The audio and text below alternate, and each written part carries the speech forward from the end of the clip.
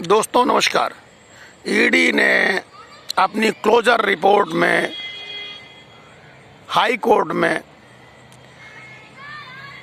Closure report दाखिल की है, जिसमें 2010 में आयोजित CWG कॉमनवेल्थ गेम का जो शानदार प्रदर्शन हुआ था, जिसका विश्व ने सराहना किया था, और गेम समाप्त होने के बाद उसमें आरोप लगे थे कि सुरेश कलमाड़ी जो उसके कर्ता धर्ता थे, उन्होंने महंगे ठेके दिए, ऊंचे ठेके दिए, जो कम रेट पे ठेके दिए जा सकते थे।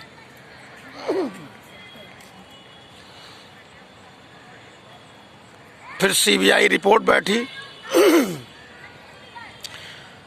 CBI रिपोर्ट ने भी 2014 में हजारों करोड़ रुपए के जो आरोप लगाए गए थे CAG के द्वारा, उन आरोप की जांच करते हुए 2014 जनवरी में CBI ने भी अपनी क्लोजर रिपोर्ट पेश कर दी थी।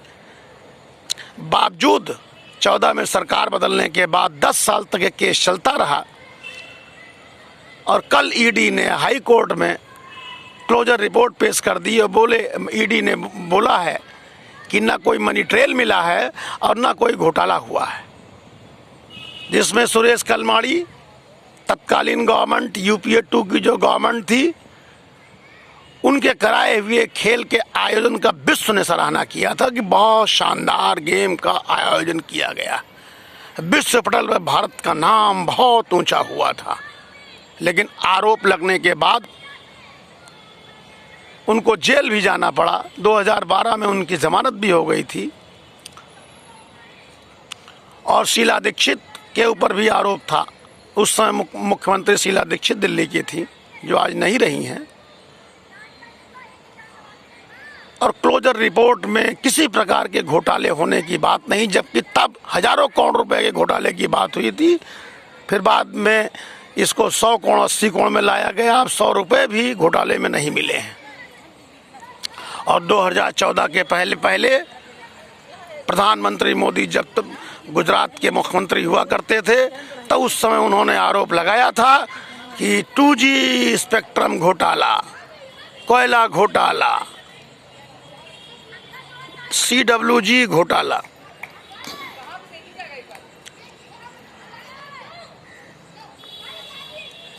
हेलीकॉप्टर घोटाला, पनडुब्बी घोटाला, न जाने कितने घोटालों से UPA सरकार को नवाजा करते थे, जिसमें 2G स्पेक्ट्रम भी घोटाला सुप्रीम कोर्ट में टिक नहीं पाया। घोटाले का आधार ही था, यूं किया गया होता तो यूं हो जाता। वो घोटाला CAG की तरफ संदेहास्पद था, बावजूद उस पर कार्रवाई हुई, और सुप्रीम कोर्ट में वो मुकदमा ठहर नहीं पाया, और सुप्रीम कोर्ट ने सारे आरोपियों को बाइज्जत बरी कर दिया। वो घोटाला भी नहीं साबित हो पाया। आज तक कोयला घोटाला भी साबित नहीं हो पाया। कल ईडी ने जो क्लोजर रिपोर्ट हाई कोर्ट में पेश कर दिया, उससे भी जो है CWG घोटाला सामने नहीं आ पाया। कांग्रेस से भी प्रश्न है कि यदि उसके खिलाफ झूठा प्रचार किया गया था, इस झूठे प्रचार का मुंहतोड़ जवाब उसने क्यों नहीं दिया, और अपने मंत्री के खिलाफ जो आरोप लगाए गए थे CWG, उसकी स्वतंत्र निष्पक्ष जांच कराने के बाद ही जेल भेजा जाना चाहिए। उसने भी ऐसा नहीं किया और मंत्री से किनारा कर लिया। तो कम से कम तत्कालीन सरकार को भी झूठे आरोप से जांच करा करके कम से कम मंत्री को जेल भेजने से बचना चाहिए था, या दूध का दूध पानी का पानी अलग कर दिया जाना चाहिए था। तो इतना दिन कोर्ट में केस नहीं चलता।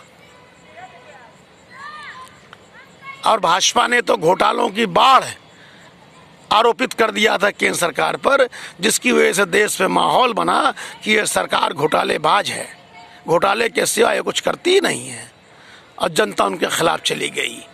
इस घोटाले में अरविंद केजरीवाल भी शामिल थे, जो बोलते थे कि मेरे पास बड़े बड़े घोटालों की फाइल है, और इन घोटालों को आरोपित करके वो भी सत्ता में आ गए।